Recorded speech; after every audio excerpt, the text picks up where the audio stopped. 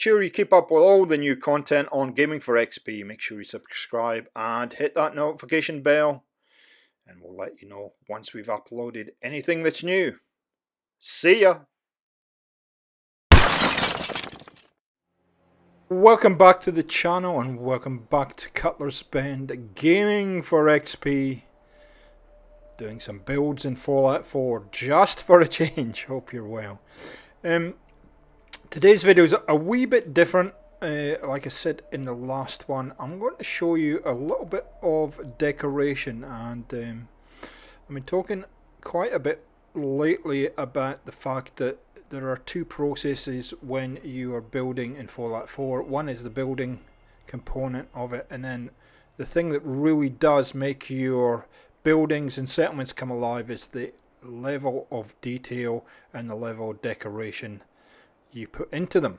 So today I'm not going to edit much of this footage. I'm going to leave it as is, and you can see some of the struggles, and I'll walk you through what I'm using and where I'm getting it from.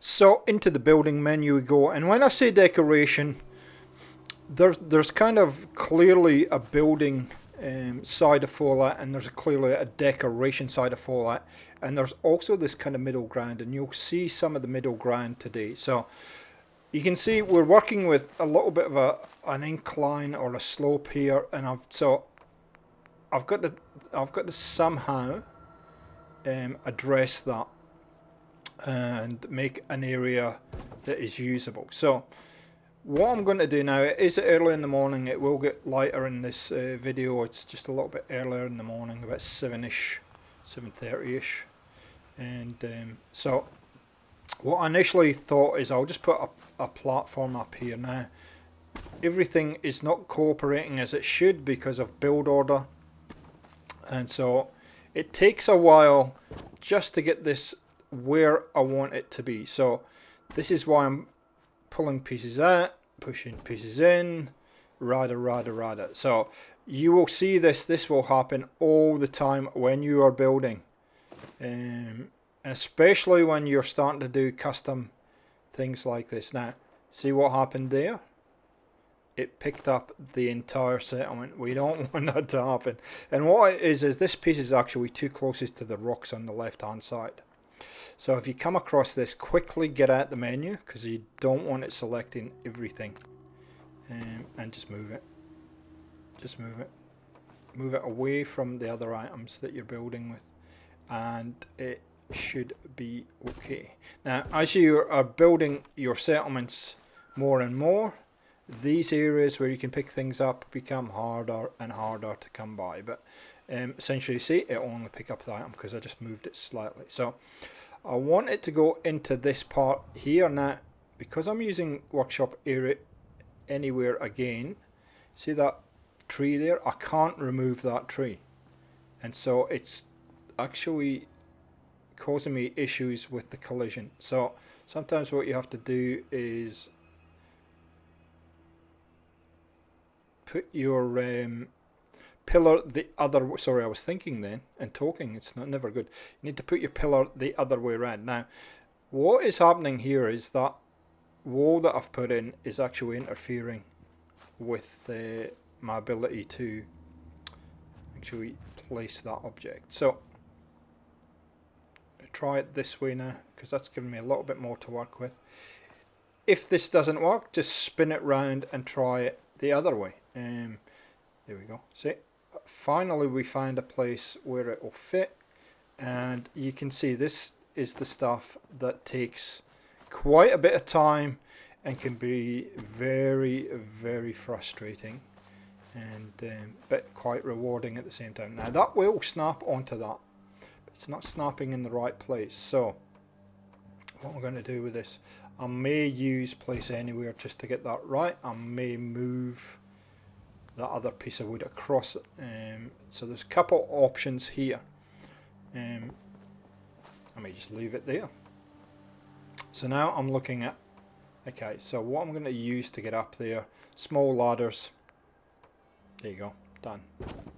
Probably need to push them across just a fraction, and they won't. So you can.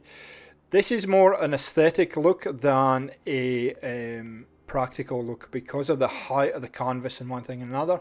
You're actually not going to be able to physically get up there, but from a decoration standpoint, it is it looks good. So and it does count as a bed in the settlement also. So it's because this is going to be a sleeping area. I haven't mentioned that, of course. So you can see this part of the build. Is this building or is this decoration, or where does it sit? I guess it's building because you're creating something, but at the same time it's not going to be a usable space as such. So is it decoration, is it building? And that's what I'm saying earlier. It's a little bit, becomes a little bit of a grey area sometimes, whether you're actually decorating or whether you're actually building. So there you go, the mattress goes up there, and we'll dress that up in a wee while to look a little bit more fancy, I guess. There we go. Okay, so bed platform complete. Let's move on to the next thing we need to get done. So I was going to edit this part out, and I decided to leave it in just to show you kind of sometimes where the ideas process goes. So I have to put some kind of back wall on there, the one that I obviously took out before so I could get that platform in. So looked at maybe using a door as something a little bit different, and decided to then use these shack end cap walls because they're quite forgiving. And it is we only really need a little part of this to work. And you can see they're quite soft. They actually will kind of feed into there. This one's a little bit more tricky, but usually it's okay.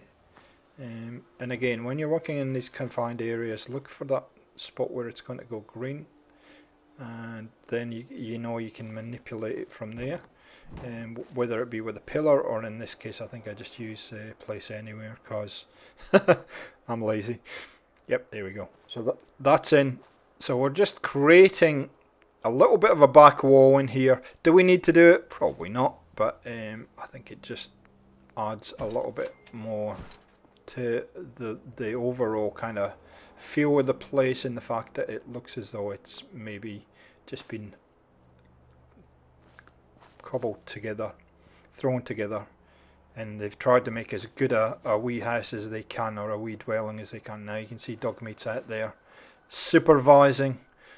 Now I'm looking at this area in front of me and I'm thinking, okay, I want to put something in there, maybe a little kitchen area, a bench or something, just to kind of add some more to this. Now in USO they have these barrels that are sitting on their side, and we'll use that as a support. I'm just going to drop it down roughly where I think it will go, and then I'm going to grab one of these floor boards, these kind of ply floor boards. Now that's a ceiling board. Don't use a ceiling board, use a floor board. I will learn this in a while, and I keep doing this and I never, so I'm just measuring it. I never learn. See, ceiling board tells you quite clearly it's a ceiling board. The problem is that you have to put this down somewhere to grab it to be able to manipulate it into place, and now I'm going, oh that's right, ceiling boards don't do that. I'll have to use the floor ones. Now I have found we're using these that I have to switch collision off. There's no other way of doing this because it never wants to go where you want it to go. So switch the collision off. I guess you could use the pillar, but given that it's a very tight space, you need to have a nice piece of ground that will allow you to do it, but it is possible to use the pillar. The other way of doing this would be to build it outside and then pillar grutch it straight in into place. That's the other way you could do it. So built a little bit of a table there. We have to find a support for it, obviously. I don't want something that's too big. I want something that's reasonably small, and something that's not too thick either. Something like that would be perfect. And I decided to leave it sticking out. I think it looks as though, you know, again, it's man-made or person made, like a lady could have built that. I'm not going to judge. So now what I'm doing is it just feels a bit too high, so I need to pull things down. So bring that down there, it'll give you a little less height to work with. And you can see there's the collision working again. I'm going to have to switch the collision off on this, I think, again, because it's not, you can see it's, oh, maybe I'll be lucky. Here we go. I was actually lucky there. And there we go. So there we go, there's a custom table and a custom sleeping area. And making your own furniture and making your own kind of things like this is a great deal of fun, and I think it adds a lot more to your builds and makes them a lot more believable if you're going for a lore friendly look. So we're making good progress here, everything's as it should be. So now we're into the decoration process. Now there's this cooking pot in the crafting menu. Again, this is one where I have to switch collision off, basically because it wants to sit on the ground. It does not want to sit on something like this, and so you have to switch collision off or use a pillar or a rug or something to get it to sit up there. Sit it as though it is almost kind of part of the wood, or it's, you know, partly in the wood, and you should be good. And so here's where this thought process starts to go. And now what I'm doing is I'm just looking for lots and lots of little ideas. I want to put something underneath there. It's not quite big enough.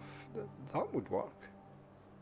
Sitting off the ground a little bit. So again, if you have a kitchen, you would have some food supplies or whatever under somewhere, and I could put shelves above, but then I think, oh, hang on, why don't that fits perfectly in that area there, and it's a do it yourself item, which is fantastic because I can decorate this real quickly, just like this.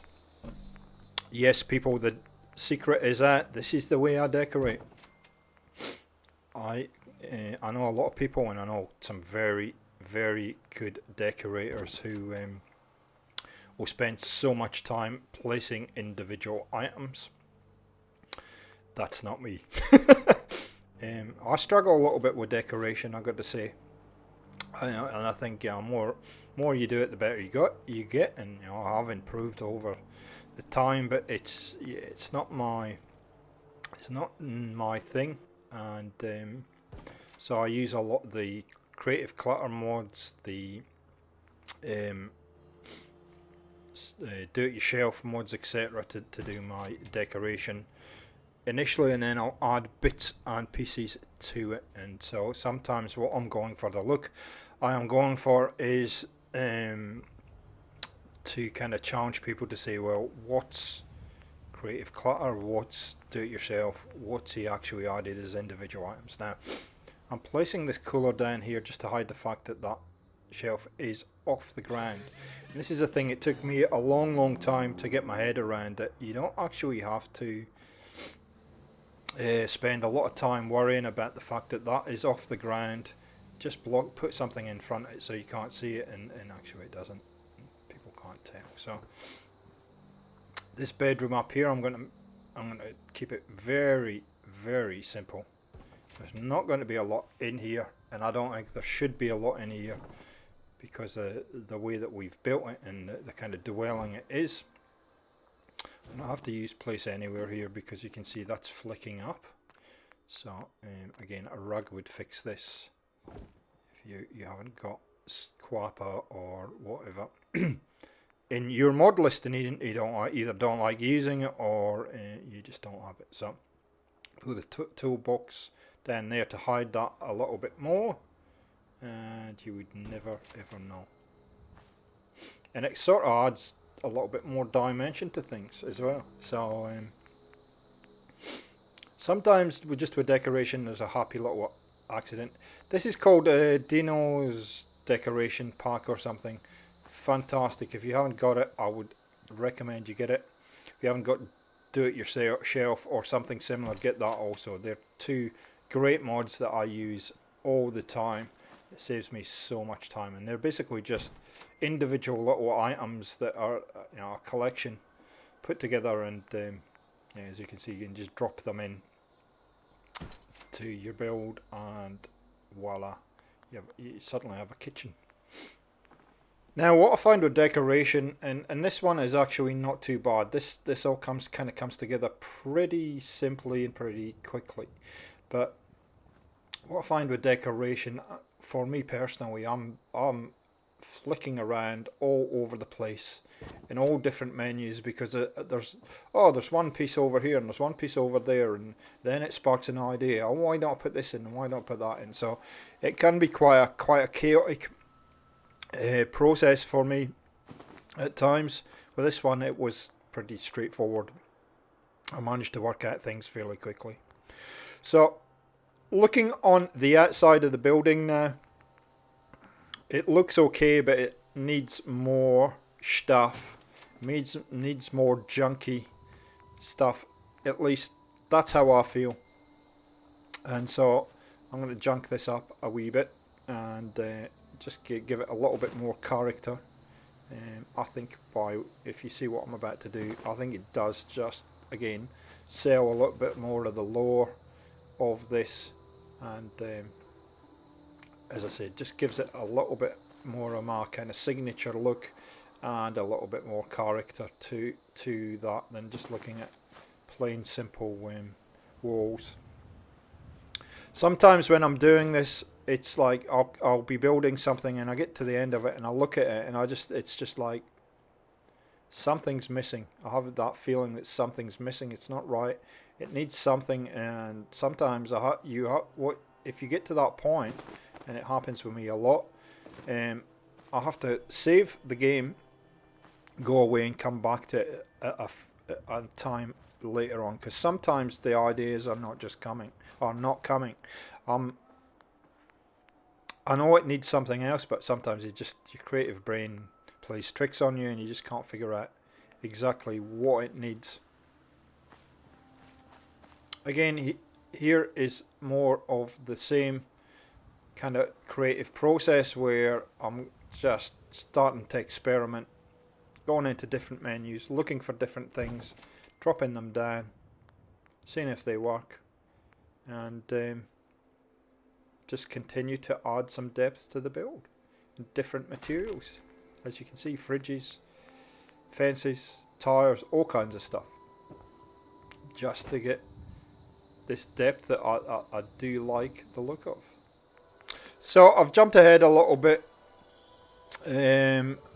just because I think you sort of get the idea now, and you could spend another 10 minutes watching me, but effectively have a go, try a whole lot of different things, see what works, see what doesn't, and it will start to sell the feel and the look of your building or your settlement or whatever.